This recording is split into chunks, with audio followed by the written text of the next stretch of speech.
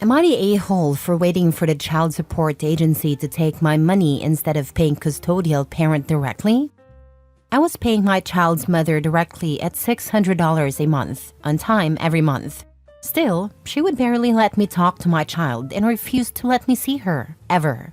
It was always a back and forth. She was either too busy or claimed I was disrespecting her. After I would get rightfully frustrated and voice my concerns, I started dating a woman whose best friend is a lawyer. She educated me on my rights as a father. I was never on a birth certificate because I didn't find out about my child until she was a few months old. I believe another man is on my child's birth certificate. The lawyer friend gave me a step-by-step guide. She advised me to establish paternity, put myself in child support, and get a court order for custody, within reason. Since I was already sending money, I followed her advice. My child's mother fought until the end. She argued that I didn't have enough of a relationship with my child to get 50-50 custody. The judge agreed but also acknowledged that the lack of relationship was her doing. I was granted visitation, holidays, scheduled phone calls, and reunification therapy for parental alienation. She also asked for back pay. I showed proof of the payments I had made to her, on time every month. When the judge asked her about them, she and her legal counsel claimed that they were gifts and not specified as child support. Legally, she was allowed to make that claim. There was nothing the judge could do, but fortunately he only granted her back pay for 1 year. I became the potential a-hole because it took the child support office 4 months to review our case. I started paying my girlfriend's best friend for legal advice, not necessarily representing me, more like consultations, and she advised me not to make any direct payments to my child's mother anymore. She had already shown that she would deny receiving the payments and claim them as gifts. I was informed that there had been an error with the case entry. The office is working to get it fixed, but they aren't sure when the payments will start coming out of my checks. Now, my child's mother is calling me the a-hole for not sending the money and accusing me of letting my child struggle. I told her that she is the reason for this, and that she is welcome to send my child to live with me. My friends and family are on my side, but of course hers are the opposite. At my last pickup, she, her friend, and her mom referred to me as a deadbeat in front of our child. I don't want to send her another dime and risk being in the negatives, more than I already am, because of her lies. So far, I owe her almost $10,000, even though I technically should only owe $2,400 since the case started, because I am only actually behind 4 months. All this because I wanted to see my child. So I'm asking, am I the a-hole? Edit to add, I've done 2 DNA tests. One was an at-home test, and one was court-ordered so that I could establish paternity.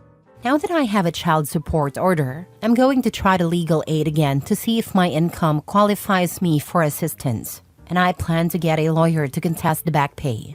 I'm willing to jump through all the hoops I have to, but it's overwhelming, no doubt. Now for the comments. Obviously not the a-hole. Your child's mother is a monster, and her calling you names is irrelevant. Her opinion is useless and doesn't need any consideration.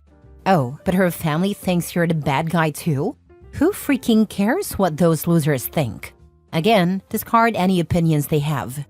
Pay through the proper channels only, and don't give her a dime any other way. Not the a-hole. Opie could have saved himself the hassle and gift claim by writing child support or for support of child's name in the memo of any payments. If you are ever paying child support directly, especially outside of a court order, make sure you do this. When I would cash app her, it always said child support for child's name, and she still was able to claim it as a gift. How did all of this start anyway if another man is on a birth certificate? How did you know the child was yours? Not the a-hole, but you screwed yourself in part. And legally, she was allowed to do that crap. Legally, she was able to do this because you did nothing proactive to cover your behind or secure custody.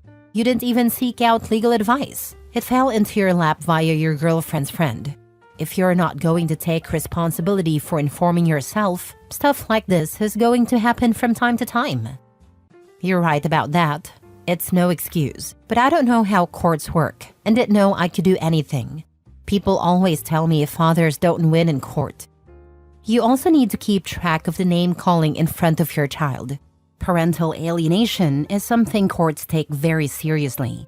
Do not send her money because she has proven that she will say it wasn't child support. It was a gift. Ask your attorney about parental alienation. The courts are getting better about visitation and custody for fathers. Good luck to you and your child.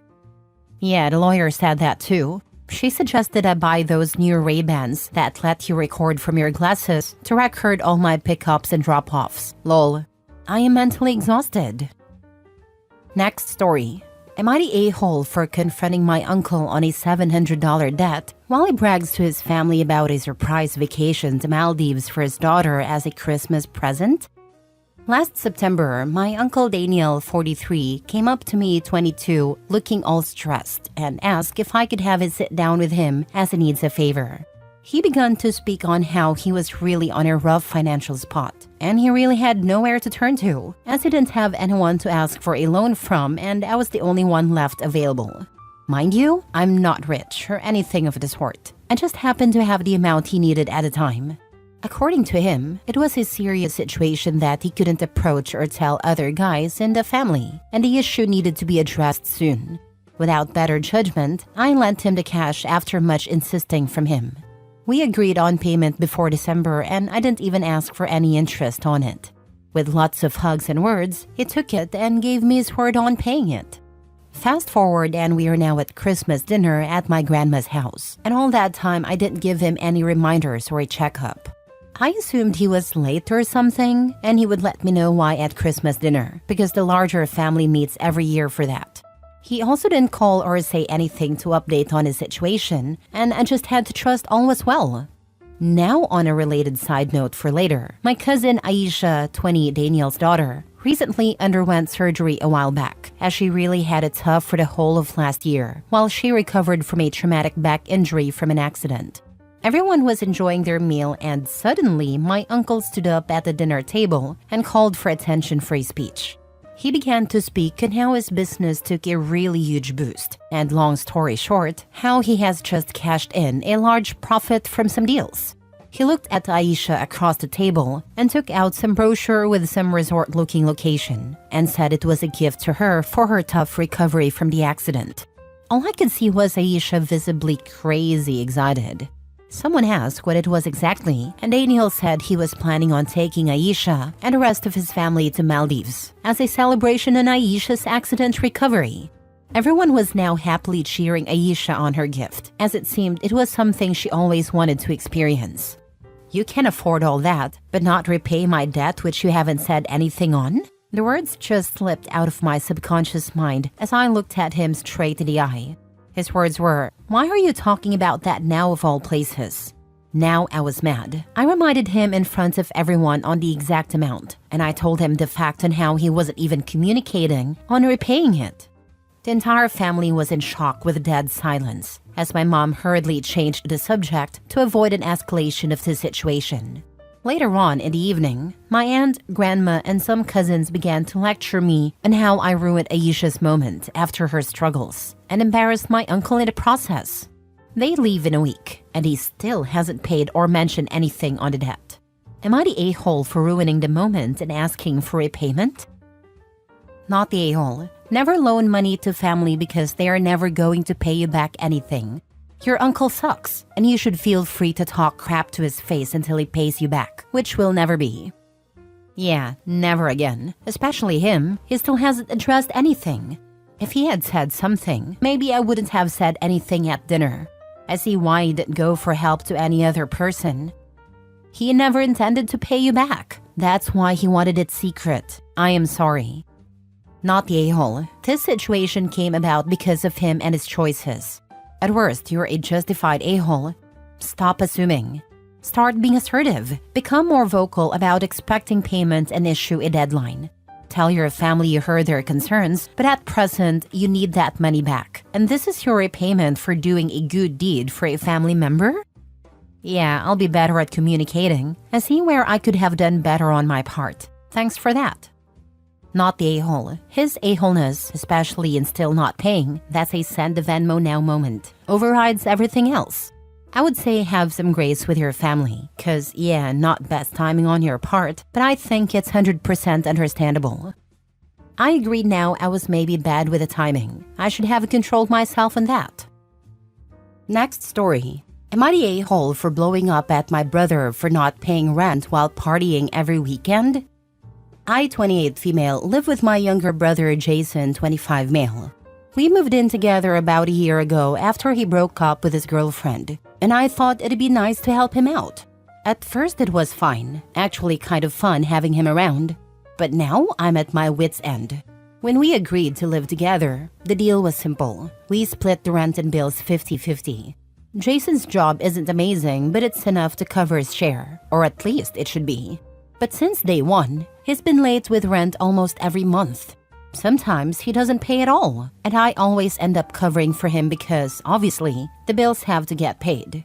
He always swears he'll pay me back soon, but it never happens. My savings are practically gone at this point. Meanwhile, Jason is living his best life. He goes out every weekend, sometimes Friday and Saturday, hitting up bars and clubs with his friends. He buys expensive clothes, eats takeout from fancy restaurants, and even recently got himself a new pair of designer sneakers. But when rent is due, he magically doesn't have it. The final straw was this past weekend. After working a 12-hour shift, I'm a nurse, so my job isn't exactly easy. I came home and found Jason getting ready to go out with friends. I asked him about rent, and he brushed me off, saying he'd sort it out soon. When I pressed him, he got annoyed and said I was always on his case, and that I needed to chill. He even had the nerve to tell me, "You make more money than me anyway, so what's the big deal?" That was it for me. I told him I wasn't going to cover for him anymore, and if he didn't pay his share of the rent next month, he'd need to move out. He got defensive, called me heartless, and accused me of not supporting him as family. He stormed out and hasn't spoken to me since, but I know he's been texting our mom, complaining about how unfair I'm being. Mom thinks I should be patient with him because he's still young and figuring things out. But I'm not sure how much more I can take. I love my brother, but I'm so tired of being his safety net, while he refuses to take responsibility for anything. So am I the a-hole for giving my brother an ultimatum? Or am I being too harsh? Now for the top comments. Not a-hole. You should have given your brother an ultimatum a long time ago. It's disrespectful towards you for him not paying his share of the rent. You did the right thing. You are right. I should have given him an ultimatum a long time ago. He is an a-hole for living his best life and not paying his part of the rent. Not the a-hole. His crying doesn't pay the rent. No words out of his mouth mean anything. Pay the freaking rent or GTFO. That's literally all there is to it. You are right. If he doesn't get it sorted, he needs to move out and point. I won't accept any more excuses from him. Not the a-hole. He's 25, not 18. He pays or he leaves. Grown-ups need to be held accountable. That's the only way they will learn. Your mom can take him in because, you know, family. She will have to take him back if he doesn't pay his rent. There is no way around anymore. I'm fed up with him not paying. Last story. Am I the a-hole for telling my younger siblings being separated from them was the best thing for me? When I, 26 female, was 11, my younger siblings and I were taken from our parents and placed in foster care. At the time, my siblings were 4, 6, and 7. We were placed in different foster homes together for a year, but the damage done by our parents was too great. My siblings could only see me as their mom and rejected anyone else doing anything for them. They would physically attack our foster parents if they stepped in to help, instead of letting me do it. I was growing more resentful by the day, and there were times I locked myself in a room and didn't come out, not to eat, drink, or anything. I was so overwhelmed. We were in individual therapy and family therapy, but during family therapy, they would sit on me and refuse to engage with the therapist or the toys in a room. It was suggested after a year that we needed a break. At first, it was only supposed to be 6 months. I'd be separated from them and placed somewhere else. But 6 months became 12. In that time, I bounced around a bit before settling in with a family. When my siblings and I met up again, it was in family therapy. A good 6-month effort was put in, but they still exhibited the same behaviors, expecting me to mother them and refusing to let go or engage in a therapy. They'd lash out at everyone around when it was time for me to go home. My younger sister even accidentally broke my arm one day because she grabbed me so hard and refused to let me go. There was another period of no contact, and then we had phone contact only. We never got past that because they were still set in their mindset that they needed their mom back, not their sister. They had an extreme meltdown when they were told I had been adopted. There was no contact for years. Even when I turned 18, I decided to focus on bettering myself, healing, and working toward my future, rather than trying to have a relationship with my siblings again. Last year, they reached out to me after they all aged out of foster care. They wanted a relationship, and I told them we'd need family therapy, and they would need to participate before any relationship could happen. They were reluctant, but agreed. It's clear they still view me not as their sister, but as their mom.